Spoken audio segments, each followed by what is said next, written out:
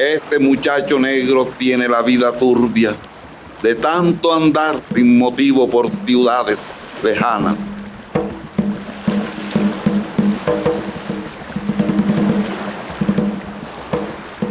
Se fue con los marinos de agresivas barbas y vivió entre tahúres y entre mujeres malas.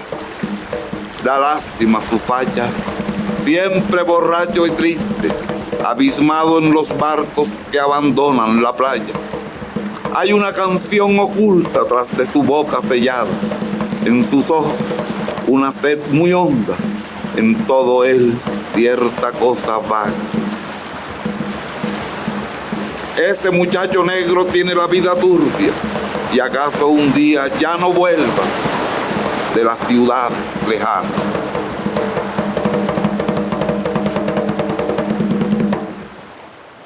Como en todo movimiento literario, tú sabes, están los maestros, los seguidores, los sacristanes y los impostores. Bueno, Jorge Artel es el papa de esto, en lengua castellana de tierra firme. Si miramos en el contexto de esa primera mitad del siglo XX, no hay una figura clave que piense lo negro dentro del contexto nacional. No hay otra figura que haya emergido hasta que aparece Jorge Artel. Su poesía rompe con la poesía costumbrista, romántica, famélica. Y se convierte en una poesía de vanguardia, pero por la tonalidad que tiene, por el ritmo que tiene. Ya de por sí, el hecho de escribir poesía negra es un acto político. Artel recoge toda la espiritualidad, el dolor, la fuerza, la alegría, ¿no? Y cómo es ese viaje de África hasta acá. Él no habla de los ancestros hablan a través de él. Es una poesía que no tiene frontera, es como el mar.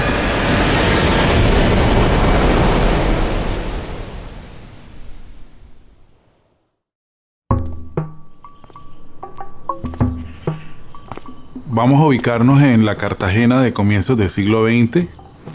Mi papá nace en el año de 1909. El hogar estaba compuesto por Aurora de Arco y Miguel de Arco. Tuvieron 2 hijos, Agapito Anastasio de Arco y Coneo y Dolores de Arco y Coneo. Él no nació en Boca Grande ni en el Laguito. Artel nació en Getsemaní, en el barrio donde se gestó la independencia de Cartagena, donde vivieron los descendientes de los esclavos y los esclavizados mismos. Getsemaní tiene un valor simbólico importante para la historia de Cartagena, y eso lo comprendieron con total claridad sus habitantes, los habitantes de este periodo de 1910, 1920 hacia adelante. Él tuvo esa dualidad, haber nacido en Cartagena la Bella, la niña blanca, pero con alma yoruba, con alma del ancestro yoruba. La Cartagena en la que Artel vive está enmarcada en ese contexto de recuperación, transformación económica de la ciudad, y también está inmerso en fuertes debates de orden político, racial. Artel nace en esa Cartagena de profunda raigambre colonial, excluyente, racista, que marginalizó al pueblo negro. En una sociedad como la de cartagenera, tan elitista, ¿verdad? Tan opresora de Cartagena fue el principal puerto negrero de América. Allí vivían los de Arco y tenían una relación muy particular con los profesionales médicos y los profesionales de la ciudad. Yo le hice la pregunta alguna vez: poeta, explíqueme usted cómo logró tener todas esas amistades siendo usted negro. Y me dice: Nassim, me salvó la posición que tuvo la tía Carmen, porque era una persona muy conocida y muy respetada en Cartagena. Porque la tía Carmen era algo así como la partera de la zona. Era enfermera y tenía un hospital de maternidad. Carmen de Arco también le llamaban la primera trabajadora social de Cartagena. Según las palabras de Artel, era la persona que lo guiaba y lo orientaba en los momentos de su infancia y de su adolescencia. Sé que vivió con su padre y con su madre poco tiempo, que ella fallece a muy temprana edad. Nunca fue claro para mí qué pasó con el abuelo.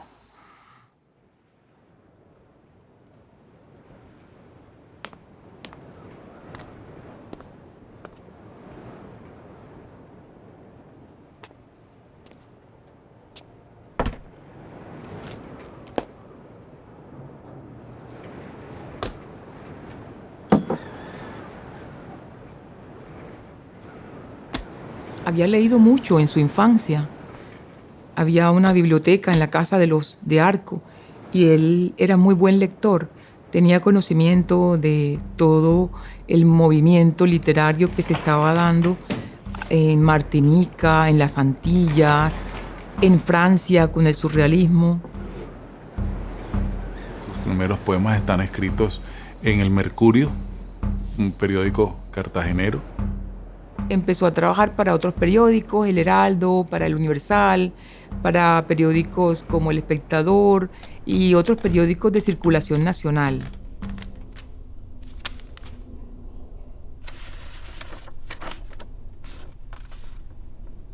Mira este poema está publicado en 1929, el jueves 11 de julio, en La Patria. Y este poema se llama Tú sí podrías y está dedicado a Aníbal Esquivia Vázquez, que en ese momento era su cuñado. Siglo XV. Yo soy un caballero de una corte galante, de princesas helénicas y príncipes dioscuros, donde los besos premian el acero triunfante y tienen las miradas románticos conjuros. Es decir, un Artel que no es Artel, ¿no? Está una voz completamente impostada dentro de la tradición. Alguien que empieza. Él tiene como una primera etapa, ¿verdad?, por la que pasa todo poeta Nobel, y es la etapa de ese romanticismo, un romanticismo tardío en que todo el mundo pasa, y eso está documentado. Su hijo publicó un libro donde están los primeros poemas de los que el poeta casi siempre se arrepiente. Yo hice un trabajo muy interesante para conmemorar los 10 años de la muerte de Jorge Artel y publiqué junto con Tambores en la Noche lo que hasta el momento había sido la poesía inédita, recogida de varios periódicos de la época. Él comienza siendo un poeta modernista, un poco de ese momento final del modernismo que se llamó modernismo americanista. Es un modernismo que abre los ojos al entorno, y para Artel el entorno era el mar. Conocía de primera mano los escritores que le antecedieron, conocía la obra de Candelario Beso, de Luis Pales Matos, de Nicolás Guillén. Tiene algunos toques con la vanguardia, ciertas libertades. Luego en Colombia entra en boga un movimiento con el que él tuvo cierto contacto, que fue el de Piedra y Cielo, pero poco a poco fue como encontrando su propia voz. A Jorge Artel se lo quiere distinguir de Piedra y Cielo, porque digamos que podrían considerar que la estética de ese movimiento era un poco repetida. Pero no, Piedra y Cielo era un movimiento ecléctico y él cabía bien allí. Eduardo Carranza, eso me lo contó mi padre, propuso su nombre para integrar Piedra y Cielo. De los integrantes del grupo, solamente 3 estuvieron de acuerdo porque los demás se negaron, porque era primero negro y segundo porque era costeño. Artel introduce otro elemento que tampoco tenía Piedra y Cielo, que vivía como de espalda al país, ¿no? Hay un poema de Carranza que dice: salvo mi corazón, todo está bien. La poesía de Artel es una poesía social, realista, que entiende que no está bien nada.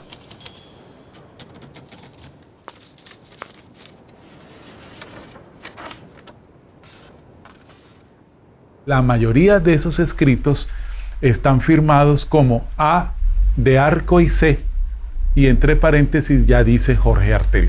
Él hizo algo que casi nadie hace y es fabuloso, y es que se dio un seudónimo desde que tenía 17 años y nunca más él lo quitó. Cartagena lo conocía como Agapito, ¿no? Y la lucha por trascender al primer nombre, me imagino que tuvo que ser un ejercicio muy interesante. El nombre con el que fue bautizado mi padre no le gustaba, Cuando cumplió los 21 hizo la protocolarización del nombre en una notaría. La familia se resintió mucho cuando él se cambia el apellido. Entendieron quizá lo del nombre, pero el apellido les dio muy duro, porque se desconectó. Y no solamente se desconectó de la ascendencia y de la trascendencia genealógica, sino que se desconectó también de ellos, porque después que se va a Bogotá, prácticamente Artel no regresa más a Cartagena.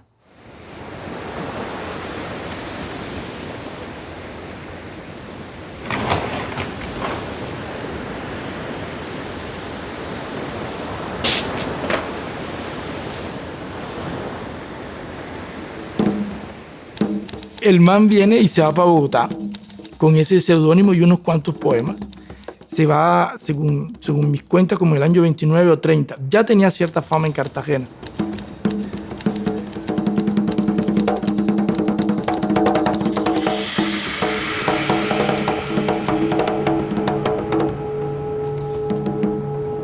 Allí se presenta una ruptura importante en cuanto a las posibilidades y a los discursos y a las visiones que Artel está posicionando.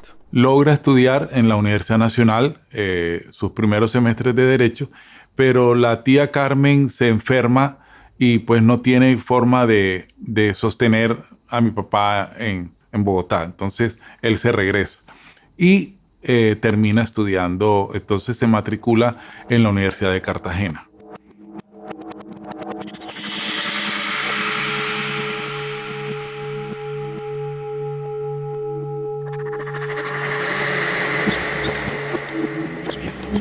Lo de Bogotá es una vida medio bohemia, pero escribe allí parte de la poesía que está condensada en Tambores en la Noche.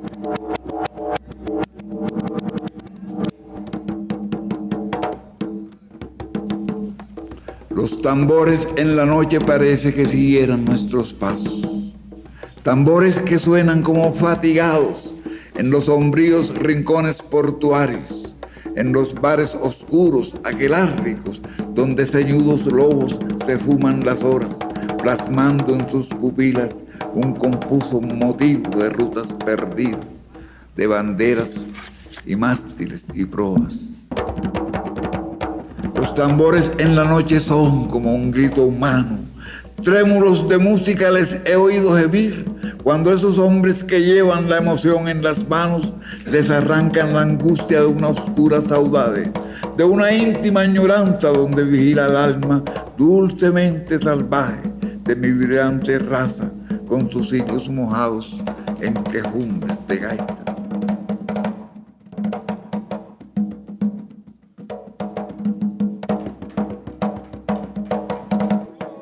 En 1940 ya se empezó a dar a conocer porque la editora Bolívar de Cartagena publicó por vez primera el libro Tambores en la Noche. Tambores en la Noche para mí realmente es una ruptura en dos sentidos en la literatura colombiana.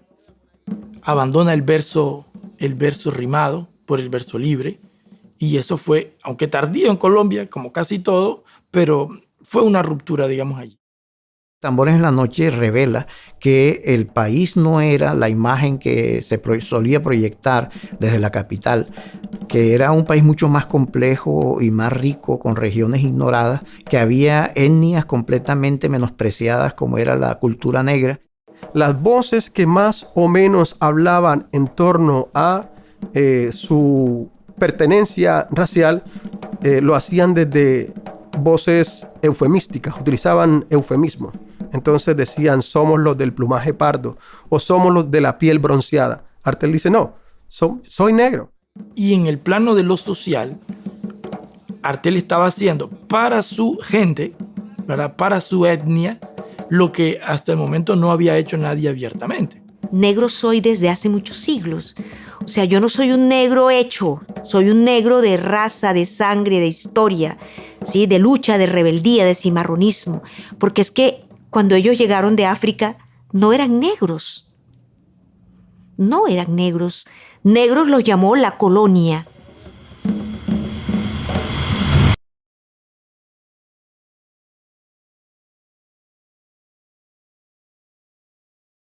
Él no se queda en si yo fuera tambor, mi negra, tocara nada más para ti, mi negra nada más. No, él trasciende, digamos, ese onomatopeyismo que simula el tambor y todo eso, y entonces va pidiendo de una vez explicaciones sobre la trata, ¿verdad?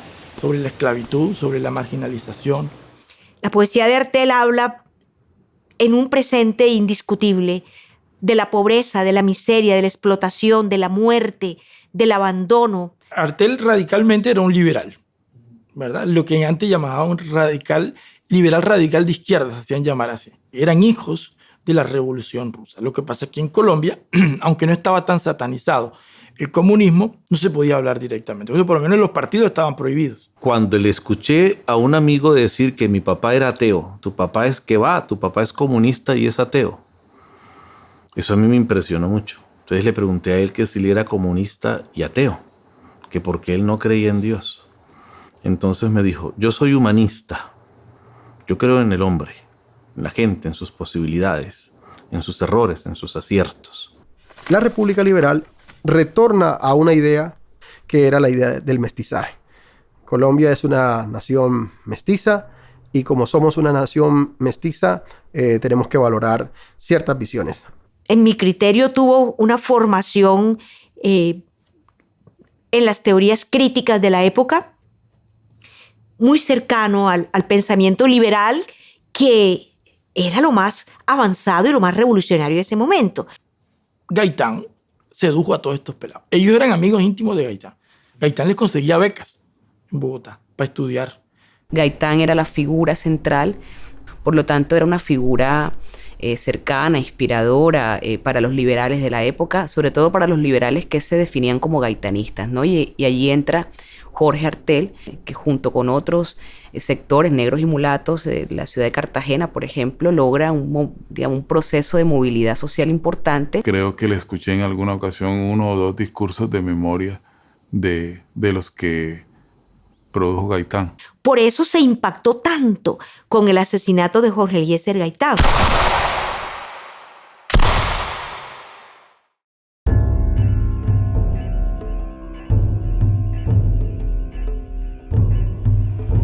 Era un turbión de ira. El pueblo huracanado empujaba las horas con el pecho, pero nadie sabía la consigna. Mataron a Jorge Eliezer. A Jorge Eliezer Gaitán lo mataron por la espalda. Los fusiles caían en nuestras manos, pero los caudillos no asistieron a la cita y el ímpetu nació desorientado.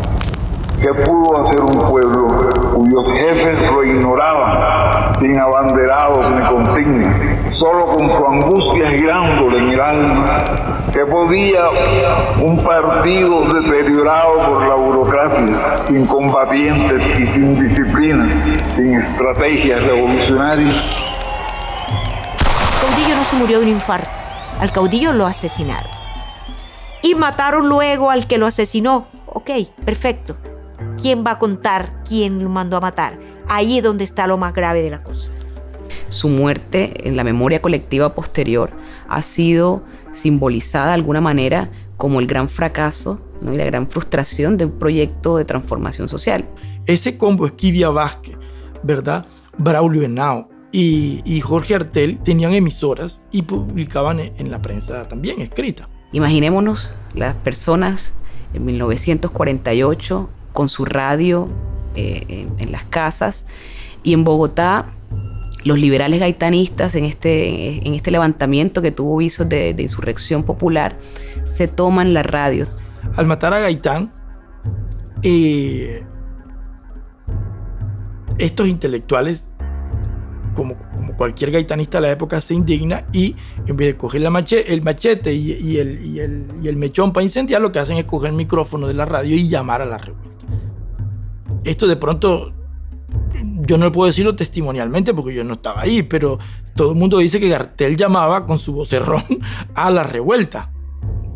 Y eso se llama sedición en cualquier país. La voz del poeta resonó en las emisoras de la ciudad. O sea, y esto ocurre en muchas ciudades. Los liberales también, en radios liberales, porque las había, empezaban a narrar su propia percepción de los hechos y y empezaron a protestar por la muerte de Gaitán. Pues mi papá deja abandonado el puesto y se pone en función de las protestas y todas las cosas. Y los ponen presos en la base naval.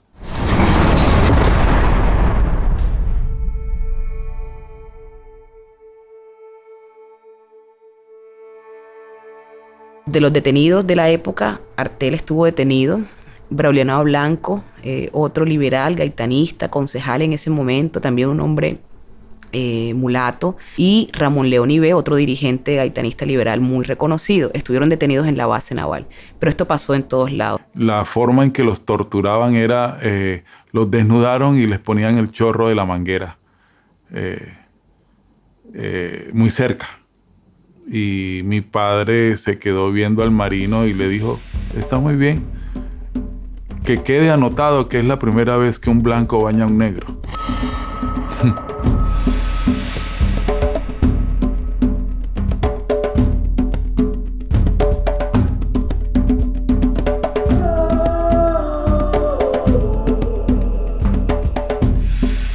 Encuentro. Yo soy el que te busca tras la huella sangrante. Milenarias raíces nutren nuestro sueño. Nuestros corazones arden en las brasas del canto. Reminiscencias de otros días, gritos de rebelión, alimentan la llaga que te enseño. He aprendido a sentir la mirada larga y azul del hombre blanco cayendo sobre mi carne como un látigo. Ya puedo interpretar la tristeza de túnel que envuelve a los que aguardan bajo aquellos letreros como tatuajes lacerantes con los labios plegados y en el cerrado puño todo el silencio de las horas. Ya puedo seguir mi viaje con la porción de angustia que me llevo. Hombre oscuro del sur, hermano, hoy en nuestro dolor sin límites te encuentro. Fueron 8 días preso. Después salió y gestionó rápidamente su traslado para Barranquilla. Se vino para Barranquilla. Su amigo personal, Braulio Henao, le advierte: Artel, tienes que irte del país porque te van a matar. El gobernador de la época te está persiguiendo. El gobierno te está persiguiendo y tú estás en la lista. Y le dijo Braulio Henao: yo estoy en esa lista.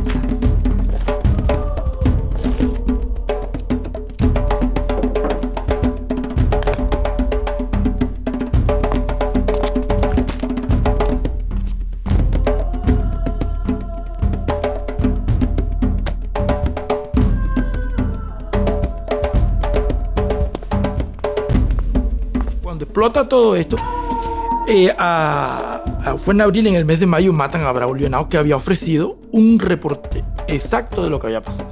Braulio Henao era periodista, pero también era político.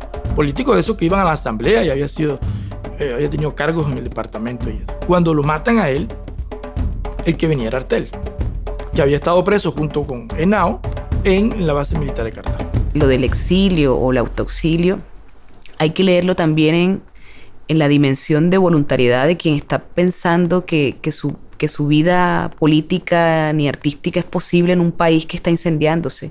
Él fue un perseguido político, fue un perseguido por sus ideas políticas, ¿ya? No sufrió, repito, la rigurosidad de la persecución que llevó a la muerte a Federico García Lorca. Artel tenía un cierto nombre y un cierto renombre ya más bien, ¿no? Y era difícil desaparecerlo así de buenas a primeras. Digamos que eso iba no a aplacar las cosas, sino al revés. Entonces, él mismo se inventa un viaje. Y García Márquez se lo secunda. García Márquez escribe, dice, el negro Artel se va a Bogotá. Uno dicen que no, que se fue al Chocó, y otro dice que se fue a Venezuela. En todo caso, el man se fue y nunca más volvió, por lo menos como hasta el año 60. Así comienza el exilio de Artel.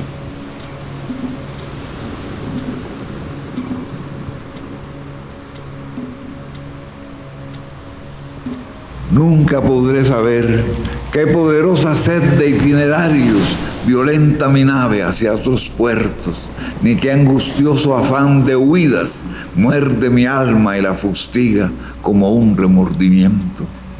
Ya en mi ruta despoblada de adioses jamás podré reconstruir mi sueño. Ah, estas manos de grumete frustrado y estos ojos de marinero que olvidó su nombre en algún fumadero de Shanghái, y mi corazón prendido de canciones, mi corazón sonoro como un nido, iluso aventurero catador de lejanos caminos.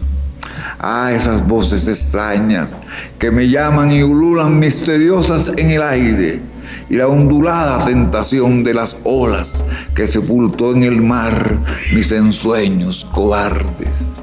Amo el mar porque es atrabiliario y loco, porque tiene olas volubles como hembras y porque no es de nadie. Artel me contó en muchas charlas que se había ido por la firme convicción de que lo iban a matar. En ese momento también coincidía con la muerte de su tía Carmen, entonces ya no tenía muchas ataduras. Para mí el exilio es una condición obligada, limitada, incluso llena de mucho temor alrededor de tu presencia en algún lugar. Normalmente te exilias en un sitio donde estás seguro y de ahí no te mueves, porque moverte puede ser peligroso. Artel se movió a donde quiso. Ahí viene el mito, ¿no? Sí se fue al Ecuador, como él lo anuncia. Me voy para el Ecuador. Pero a los 3 días está publicando unas cosas en Venezuela. García Márquez dice está en Bogotá. Después un periódico en Cartagena dice acaba de regresar el negro Artel. Otro dice se fue para el Chocó. Yo pienso que Jorge Artel era como un inmenso mar sin orillas. Así era su espíritu, ¿no? Un viajero universal, incondicional. Todo termina siempre como volviendo al mar, o el mar como elemento de tránsito entre un cierre episódico y otro.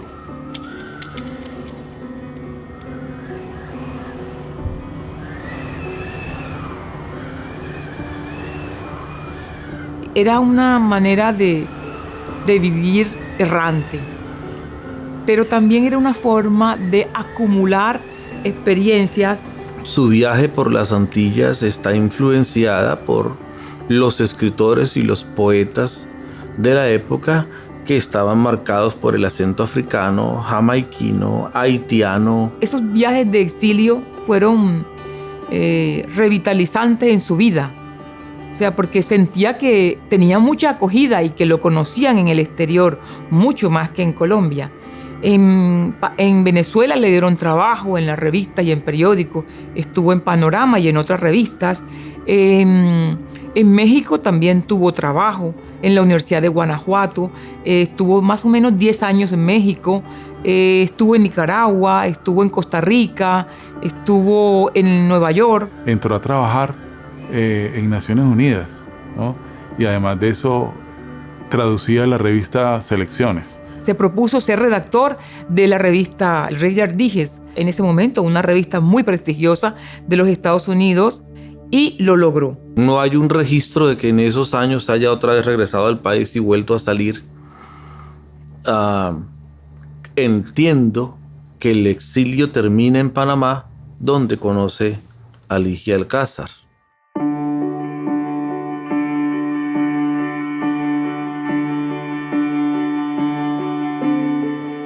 Quiero mostrarte unas fotos de mi señora madre. Aquí está con nosotros. Ese es mi hermano Miguel, muy pequeñito. Y a la derecha soy yo. Y aquí está otra de ella frente a su máquina de escribir, produciendo. Ambas fotos se tomaron aquí en Barranquilla en el año 72. En el 59 se conoce con mi madre. Se casan muy rápidamente. Nace mi hermano, nazco yo. En ese mismo ejercicio hay unos cambios políticos y sociales muy fuertes. Mi madre es jurado en el concurso nacional de literatura de Panamá, el primer concurso nacional de literatura, y ella denuncia unas situaciones de tipo de corrupción. Y eso le cuesta la salida de Panamá. Otra vez les toca salir ahora con nosotros, de Panamá, y nos vamos hacia San Andrés. De San Andrés, Barranquilla. Llama a un gran amigo suyo. El rector de la Universidad del Atlántico era el maestro José Consuegra Higgins, y él tiene un sueño que es crear una universidad. Mi papá es uno de los que lo acompaña en la creación de la Universidad Simón Bolívar. Surge la posibilidad de ser inspector de policía en Santa Elena y nos fuimos a vivir a Santa Elena. Eso fue el mejor regalo que ha tenido la familia Artel Alcázar. En Antioquia, en Santa Elena, escribe para El Colombiano su famosa sección de señales de humo, que la saca de muchas de las anécdotas que ocurren en Medellín. Que el nuevo inspector de policía de Santa Elena que han nombrado llegue allá a una población de gente blanca, de ojos azules, conservadora, que aparte de costeño, negro, sea poeta, eso no lo entendían. Y bueno, fue una vida muy tranquila entre arrestar unas vacas, poner preso unos caballos, ir a colocar preso al Espíritu Santo. Un domingo, estando la inspección cerrada, tocó el agente de policía, entonces yo abrí, su papá, sí, claro. Hombre, es que encontramos unos campesinos robando tierra de capote. La tierra de capote es tierra para abono. Y ahí está la tierra y pusimos a los señores presos. Mi papá se molestó. Hágame el favor, tráigame a los campesinos que están presos. ¿Cómo así? ¿Qué pasó? Y yo, no, es que el agente de policía no pone preso. Y a ver, cuéntenme quiénes son. No, doctor, es que mañana no tenemos para la comida. Y salimos a coger unos bulticos de tierra de capote para venderla y tener para el desayuno. Pero tan de malas que estaban patrullando y nos preguntaron y no supimos qué decir. Y se los quedó viendo a mi papá así y les dice, bueno, me hacen el favor y la próxima vez no sean tan pendejos. Vayan y roben donde no los vean. Llévense su tierra de capote. Y lo soltó. Hay la idea de que la emancipación es una renuncia o un desprecio por lo establecido.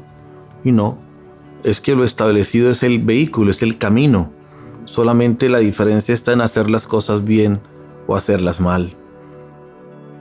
El poeta se enfermó en Santa Elena, le dieron 2 infartos por la altura.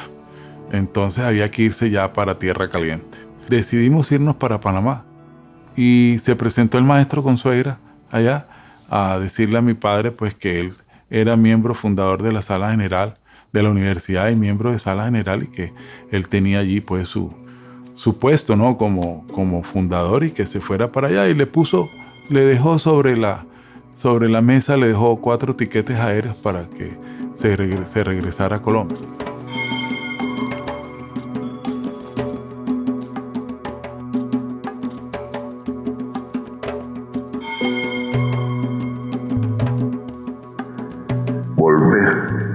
Volver es encontrar el mamut de la esperanza, reiniciando los pasos ya perdidos y pesados de su danza.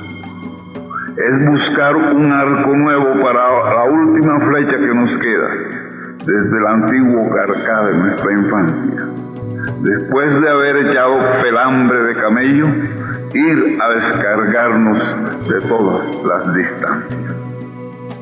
Volver es ofrendar coronas de fatiga sobre aquella cruz ensimismada que al llegar al puerto nos servirá de ancla. Muy bien. Imagínate, tengo aquí borradores de poemas. Este se llama Parfum Exotique de Baudelaire. Tradujo el poema de Charles Baudelaire. Traducción de Jorge Artel, enero de 1944. Sí, hay una anécdota muy interesante con Baudelaire. Un día llego yo acá a la casa y lo encuentro aquí en la sala de la casa en una actitud que no me gustó. Y yo, pero poeta, ¿cómo está? ¿Qué le pasa? Me dice, Nassim, verdaderamente la vida no vale nada. Y yo, ¿pero qué está usted diciendo? ¿Cómo se le ocurre eso? Para ver qué es lo que pasa. Yo sabía cuando alguna cosa estaba leyendo, y preciso, se había metido debajo de las piernas el libro de Baudelaire. Y aquí tenemos un documento muy hermoso que es el borrador de un poema que escribió en honor a la Unión Patriótica a todos los asesinados. Llegamos a Colombia en el año 72, pero tú sabes que la época esa de los años 90 y finales de los 80 fue de una violencia muy cruda, ¿no? Cuando él llega, se encuentra con el proceso de exterminio político del grupo con el que en ese momento ya se identificaba, con la UP. Y asesinatos tras asesinatos de líderes generaba profunda melancolía. Artel llega a un país convulsionado porque las razones estructurales siguen intocadas. Hubo momentos ya en los últimos meses de su enfermedad, ¿no? De su vida, en los que le ocultamos muchas cosas por decisión de mamá. Fueron los momentos más fuertes de los asesinatos de líderes en Colombia y nosotros no le dijimos, por ejemplo, que había muerto Pardo Leal, que había muerto Jaramillo, que había muerto... O sea, hubo líderes sociales que fallecieron de los que él no se enteró. Ya después sí, pues se quedó un poco más quieto en la ciudad, en Barranquilla, y entre otras no se atrevía a salir por tanta violencia que había, ¿no? La situación de asesinatos en Colombia, todo eso lo golpeó mucho. Entonces él como que empieza a retirarse de todo tipo de actividad, hasta literarias. Una vez en un parque nos fuimos a caminar por la casa. Se quedó pensando y me dijo, son días oscuros. Son días oscuros. Entonces golpeó con el bastón el suelo, suave, y dijo, caramba, ¿cómo llegamos aquí? ¿Qué nos pasó como humanidad para llegar aquí? Le dedico este poemita escrito para mi hijo. Juego. Mi hijo juega solitario con su tanque de guerra. Dispara. Ingenuamente sabio, imita el lenguaje de las balas. Finge un desembarco y se toma la playa. Da unos pasos, cae muerto. Yo me digo mirándolo en silencio, hijo mío, que nunca en la vida sea realidad tu juego. Que no suceda, pero si ha de ser cierto y aunque mucho te ame, sea solo por la paz, por un mundo sin cárcel y una justicia total por la tierra.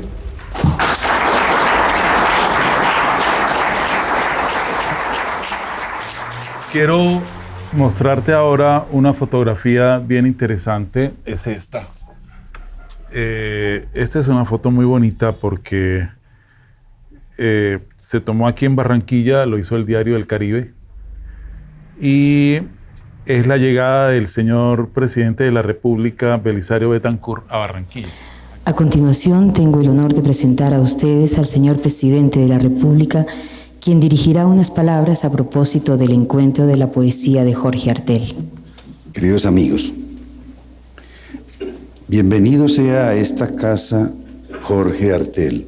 Ese era ya el reconocimiento a la vida y obra suya, a todo el trabajo que había desempeñado todos esos años, llevando por América el mensaje, pues, el mensaje de su raza.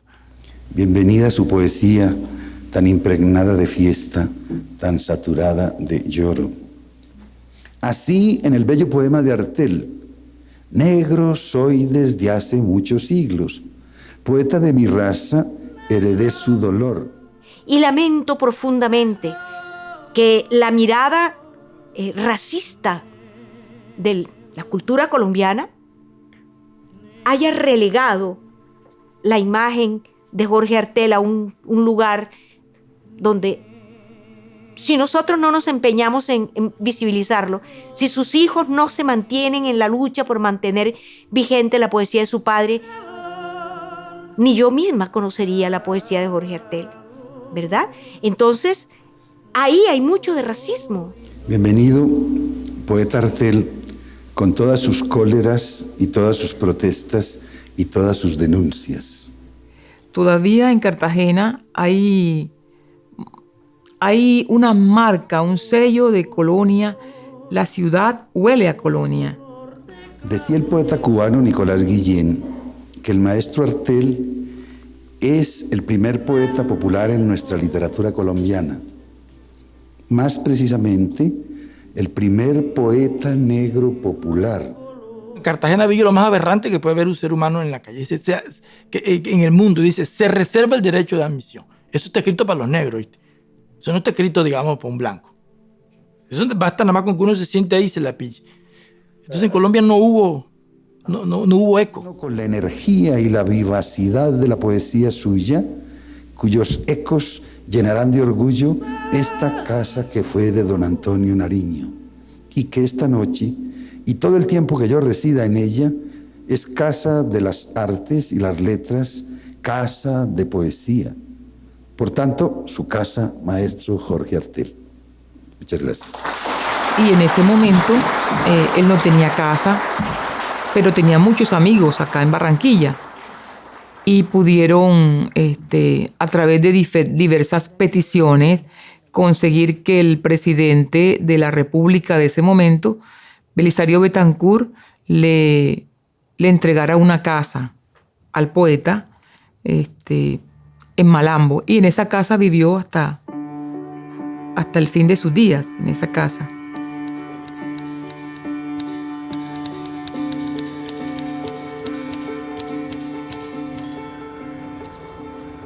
El día que mi papá se enferma, pues 24 horas antes de fallecer, algunas horas, él no llegó a mi ventana. Él todas las mañanas llegaba, me tiraba una piedrita en la ventana, se sentaba con 2 tazas de café y me esperaba 7:30 de la mañana, 6:30.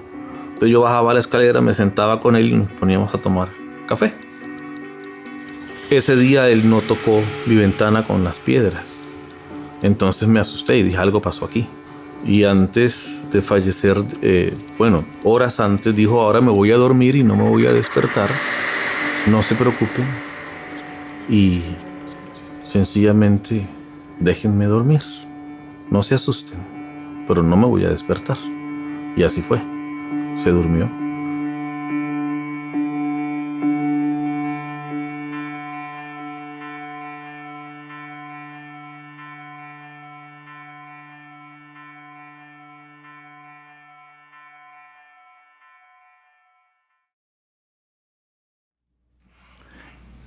He escogido algunos poemas marinos porque en mí la emoción marina es perenne, tal vez debido a la situación de mi ciudad natal, frente al mar, y porque nunca olvidaré que en noches de tormenta mi madre se postraba ante un viejo Cristo de la casa y decía una oración por los marineros. Decía, por los marineros, Señor, aplaca esta borrasca, por los pobres marineros que andan en el mar.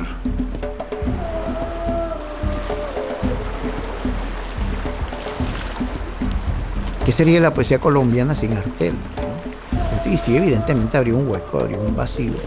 Hoy nos parecen obvias estas cosas, pero haberlo hecho en los años 30 y 40 implicaba cierta osadía, ¿no?